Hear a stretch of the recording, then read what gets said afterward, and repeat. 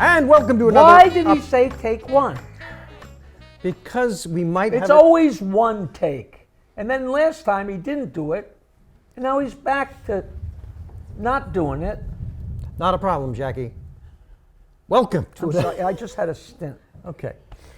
Welcome to another episode of Stand-Up Memories. Jackie the Joke Man Martling. I am Peter Bales, and our guest is so special. Comedian, warm-up comic, actor, and many other things, Joey Kola. All around nice guy. There's never been a bad word said about Joey. I said a few myself, but I've never heard any. In fact, I teach a comedy class called Stand-Up University here on Long Island. So if you're starting We're going to do the show, you're just going to plug I'm going to plug my standupuniversity.com, but I quote Joey to my new comedian students. And Joey told me, and I'll never forget this, and a lot of people have heard me quote you. Your parents had such a big influence on you, and they passed, and you believe that in continuing to keep them alive in your act, you are honoring them. And it actually gives you a sense of comfort sometimes. That's not just beautiful, but I'm sure that's really, it's like having Totally. photos or 8mm movies. This is like, yeah, this I is mean, an you animation. know I'm a spiritual guy. Right. And I believe in the Holy Spirit, and that it lives through you, through your words, through your eyes, through your hair, through every weapon in your arsenal that you use. Right. And if I can keep them alive and have them here while I'm talking to an audience, when I'm at my highest, because you guys know when you're killing, it's You're floating. times 1,000. You're floating. You're floating. You can't. And I love his father because his father thought I was funny. Yeah, he loved you. Loved you. So Bale's like, keep him alive. Yeah. Keep him alive, keep him alive. But, you know, Joey does a great impression of his dad. Oh, this is it right here. Yeah, how about a cup of coffee? You want to get a cup of coffee? Let's have some coffee. Let's have a burger and a cup of coffee, and then get some pizza and a cup of coffee. Let's get a cappuccino and a cup of coffee and go with a cappuccino. Oh, that's Drinking coffee with anything. Just all coffee. Now, one time he was doing, or you were doing, and he was helping you some home renovations, and there was a beam that he apparently thought was not necessary. Is that? I got 4 steel beams in my basement holding up one steel beam that holds up the house. And I wanted to make room in the basement. So my father said, you don't need 4. You could use 3. I said, Dad, I don't know if you could. 3 of them will hold up the house. Everything's fine. So he comes over and we take this one pole out and everything's fine for about 2 weeks. And then after that, we start seeing cracks in the wall. Oh, that's great. We start hearing creaking, and I'm like, oh my God, the house is going to fall down. I had 2 different engineers come to the house to say, it's okay because that beam is steel, but the house is going to settle. So, yeah, that happened too. All right, so your mom is your Italian side. Mom is the Italian side, yeah. And I grew up, you know, my Uncle Ralph used to play guitar. My Uncle Angelo would tell jokes. And, you know, at all our family gatherings, there was everybody coming from the city to Long Island, and big family parties, whether it was Thanksgiving or Christmas or whatever. And the Germans are sitting there like this? Well, no, the Germans, they were singing and jumping and dancing and everything. And my father and my mother were always singing and dancing. There was a lot of love. It was like Billy Crystal's 700 Sundays. Right, right. Yes, I do. It was a big family. Everybody sang. So my uncle gave a 4-year-old a microphone. Tell a joke, Joey. Sing a song, Joey. Not only to me, to my cousin Timmy plays phenomenal guitar to this day. And my other cousins sing and stuff, you know. So that was where I learned. And then when I got through high school, I hung around with a bunch of guys who were all funny. And then I saw that documentary about Pips by Seth Schultz, and I said, maybe I can do this. So I went down to the clubs. In high school, were you doing drama or plays or singing in the chorus? Not really in high school, but Suffolk Community College. I did a couple plays in Suffolk, and then I went to C.W. Post and had a minor in theater. And Joey took the same course twice by accident and got a lower grade the second time. A lower grade. Oh, that's a beauty. That's how into school I was. That's a beauty. Now, tell everybody, currently in your career, you are using your Italian side with the guys that you're performing around the country with. I'm working with the Sopranos. He is. Yeah, He really is. It's me emceeing the show. I do With like Sharippa and those guys? Me, Steve Sharippa, Mike Imperioli, and Vinny Pastore. It's called In Conversation with the Sopranos. Some theaters call it comedy and conversation with The Sopranos. So I do 15, 20 minutes up front, set the table, Yes. and then we show videos of each character, and then we come to the stage with about 14 questions from the internet that they, popular questions from the internet that they answer. Was there any celebrities that come to the stage? What about the food? Frequently asked questions. Yeah, we answer those, and then we turn the mics over to the audience, and I run the Q&A from the stage, and it lasts about 2 hours, and it's hot. We're selling out theaters all over the country. We had 17 shows in Europe that got canceled because of the pandemic. They had to go to Australia without me because I was busy doing warm-up. So they did 4 shows in Australia. But we got Canada booked. We got Pennsylvania. So Sopranos I never knew if it was international or not. Oh, yeah. All over the world. Really? They sold out. They could have sold 100 shows in Australia. All over the world. And it's terrific. Are these guys funny? Yes. Yeah, they're very funny, but they also, people want to know about every nuance of every episode. They want to know what happened to the Russian guy in the Pine Barrens scene. They want to know the devil's in the details. Oh, big time. They want to know what happened behind the scenes. They want to know, and it's Vinny Pastore who played Big Pussy.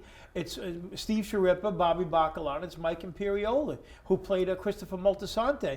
These characters are huge, and Rolling Stone just said that The Sopranos is the greatest television show of all time. It was so crazy because I used to work at the Riviera the whole 90s when we were red hot.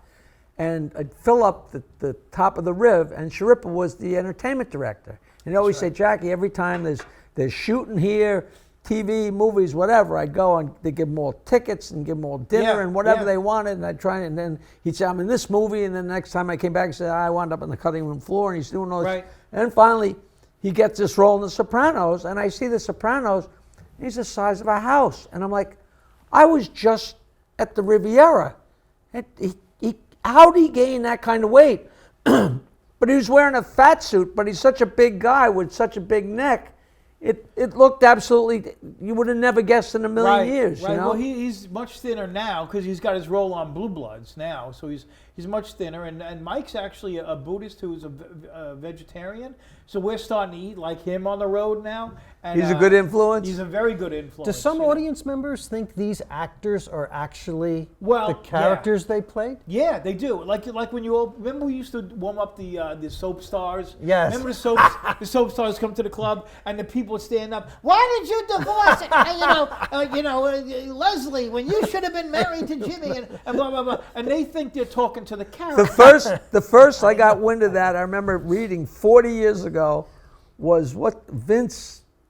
I forget the guy's name, but he'd go to parties at the Playboy Mansion, and he played Ben Casey. And people say, how come my arm hurts? Say, lady, I'm an actor. I play a doctor. Yeah. I'm not a So doctor. we try to steer them in a way where questions for all the guys, not just one, and ask the question to the actor about the character. Because we get people that show up, depends on where you are. Like we were just in Count Basie Theater in Red Bank, and that's Sopranos territory. Right, that's home base. And that's home base, and they care about the every little, like I said, detail of the story. Yeah. But we were in Youngstown, Ohio. We were on Long Island and Westbury. Hey, I got a question. How come when I saw you on the Belt Parkway and rolled my window down, tried to give you a meatball hero, you didn't take it? I'm like, next question. Jesus. Nothing about the show, nothing. So you never know who's going to ask a question and how, or their state of, some of them comes to the show is drunk or high or whatever. But that's the beauty of it. That's the beauty the of it. Unknown. And they roll with it great. It's always funny. It's always great. Now I got to tell you, ladies and gentlemen, this is a guy, Joey Kola, who raises butterflies. Yes. You think he's Wait a minute. tough comedian? He does. He raises butterflies. This is what I do. I open up for Sopranos. I open up Rachael Ray, Drew Barrymore. I do stand up. I feed birds. I plant plants, and I raise butterflies in the summer. That's what I He do. does. Do you have one of those rooms where you walk in and they land on you? And None of that. None of that. But if you plant parsley for the black swallowtail, it finds it, lays the egg, the caterpillar hatches, eats the parsley, becomes a cocoon, a chrysalis, and then hatches. The monarch, you plant milkweed. Every butterfly has its own host plant. And because if we don't do it, they're going to be gone off the planet. I want my grandkids someday, hopefully, to be able to witness butterflies. I am waiting you for don't Alan. give a crap. I'm waiting for Alan You Fun. don't give a crap about butterflies. I care less You than don't that. care. You care about bluefish in Bayville. I hate bluefish. That's all If you Alan care Fun about. was here, he would be coming in going, what Peter and Jackie don't know is Joey is making up this story about raising butterflies just to pull their periwinkle. Periwinkle. Absolutely The monarch that I saw on YouTube the other day, not YouTube, on TikTok. Right. I do TikTok jokes, and there's a butterfly called the leaf. The leaf? The butterfly closes up, and it's a leaf. It looks like a leaf. Well, that's what nature does. It gives it camouflage so it doesn't get eaten by other things. Depending on the host plant. Like the black swallowtail, if the host plant is parsley, birds eat it because it's not poison. But they don't eat the monarch because the host plant is milkweed and it's poison. If they eat the butterfly, they're going to die. So the leaf probably looks like a leaf. Peter, you with me? Yeah, I'm with you. Now, this What is actually... if the predator likes to eat leaves? This is my fault. I brought it up. This is my fault. You guys are both I excited. hate No, to you're say both it. You excited. went from The Sopranos. I know. I went to the... No, but I hate to say it, but this is honestly fascinating. It is fascinating. I was just being a I'm jerk. telling you. And I wanted people to know that Joey has a softer side. I have a soft side. He does. He has a very soft Softer side. than the butterfly Yeah, thing? no, I'm well, telling that's you, pretty I have soft. a very soft side. He's a I'm very spiritual guy. spiritually- You're spiritual Yeah. and you're soft. And now this I wanted to talk about. This is a Long Island show. You have a long friendship with Kevin James, and you've done a lot of work with him. Yes. And that's all good, right? That's a positive. Yeah, it's a positive thing. Kevin used to, when I knew him from the clubs, I used to have a Wednesday night. I felt when he moved on to his fame, I was one of many that fell into my own Wednesday night at Governor's. And I would put on 20, 30 comedians, and Gary Valentine, Kevin James, Judd Apatow, Yes. Ian Edwards, many comedians. Who was got started. Who was the first MC to ever introduce Judd Apatow on stage at Chuckles in Mineola? Probably That would you. be me. Probably you. That Yeah, would be probably me. you. Yes. You know, I remember. I saw him recently, and he remembers us all. He took a picture with That's me nice. and everything. That's really nice. I can remember almost every dirt bomb gig and everybody I ever met in this. And Minervini was in Grown Ups too, and Chris Rock and Kevin James and all these guys were all there, and you know them all. But I never have met Adam Sandler. And I said, finally, we're at the party afterwards. They had the screening and then a big party. And I said, I finally got to go over and say, and I went over and say, hey, Adam, I'm Jackie Marling. We never met. He says, I opened up for you at some bar. I had booked him. That's embarrassing. The one guy that I don't remember. Yeah, but that's a cool part of this business too. That is. Kevin played Santa Claus to my kids. Years ago, I had a show called Mowbray Street Cafe Comedy by the Bay in Bayshore. Adam Sandler came in as a young kid. Said, "Hey, Mr. Kola, you mind if I do 5 minutes?" You did the show. You did. I remember the Mowbray Cafe. And he did 5 minutes there. Chris Rock opened up for me at Laughs in East Quogue out east. Wow. I got a great Jimmy Fallon story if we got time. Tell to hear it. Do we have time? Yes. All right. So I'm warming up the Rosie O'Donnell Show on the 8th floor at 30 Rock. He's our neighbor now. You know that. Jimmy Fallon? Jimmy Fallon moved to right across from Friends Academy. So I'm walking down the hall, and I feel a tap on my shoulder. I turn around, and it's Jimmy Fallon. So I go, "Hey, Jimmy, how you doing?" He goes, "You don't remember me, do you?" I said, "You Jimmy Fallon from Saturday Night Live." He goes, No. You don't remember what happened." And then he proceeds to tell me that back in the day, he was 17 years old. I was working, remember the Comedy Works in Albany? Yes. When it was at the comedy? Of course, When of it was course. at that Comfort Inn on the side of the 87? So I'm That was headlining. Nick, whose son Nick took over. Or Tom Nicky. Tom Nicky. I know Nick something. But Big Tom wasn't there at the time, and he had somebody else managing the club for him that night. So there's 2 other comics on the show and the manager. So this kid comes in. He's 17. He's got a troll doll and a guitar. His dad is there. So he goes, "Hey, Mr. Kola, you mind if I do 5 minutes?" I said, "I got no problem with that." But it was a Saturday night, sold out. So the other two comics go, I don't want him going on. He's going to eat into my time, this kid. And then the manager goes, no, not tonight. So I said, do me a favor, just sit there. Just have a seat right there. Watch.